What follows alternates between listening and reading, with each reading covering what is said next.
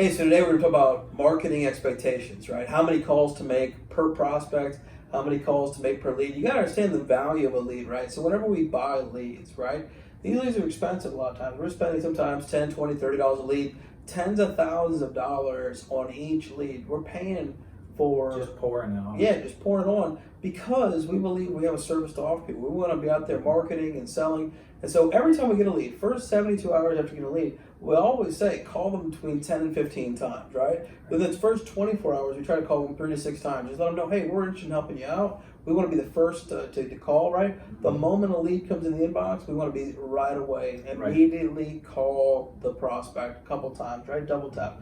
Tell me about your process, Joe, of how you've instilled a process where you call these folks right away and then you follow up, right? I know you and I have talked. Many times we've sold a prospect, made them into a client after calling them literally 40 or 50 times over a period of time, right? Yeah. It might sound crazy, but that's actually very normal sometimes where the average sale doesn't come till the 7th to 12th contact. Right. Tell me about your experience with that.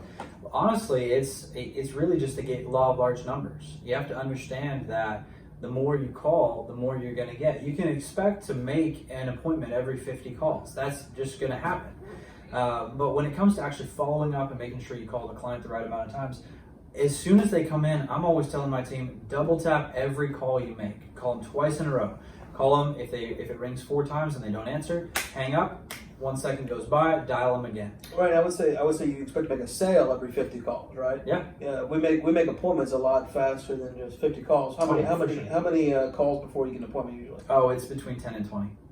Yeah, I can tell you, we've had people that say I'm going to lock in and make appointments, and we've seen them do 7, 8, 9, 10. And so that's something I want to set up as a minimum expectations, right? You can always go shoot your target. We always tell people to don't sell to your minimum, sell to your potential, right? And so it's so key and so important that as an agency, we have company standards of 100 minimum calls per day, sitting 6 to 10 appointments a day, or selling 3 to 5,000 in premium, right? Do 2 of the 3 before you go home. That's what we say, right?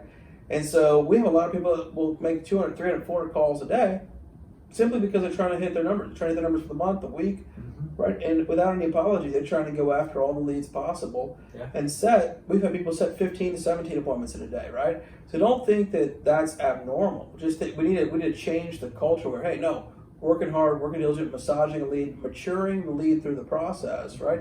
Nurturing the lead through the process of bringing them to a place where they feel absolutely comfortable at the point of a buying decision. It takes each step of the game to understand, hey, this is why we do what we do, it's how we do it, and this is the reason why we do it. So follow up, we have a book here that we teach on, it's called $1 Million Follow-Up, right? Where it's so key that millions of dollars in premium have been generated for the companies through a follow-up, right? And so we as an agency make a lot of calls, we make a lot of follow-up, we send a lot of text messages, we want to service our clients well, but it's just so important that the telephone is the most important tool that you have. So keep it in your hand the whole time you're dialing, be focused, be ready to go as soon as somebody answers the phone, and just prepare yourself for what to say whenever you have an objection. We'll talk more about marketing, sales in our next episode.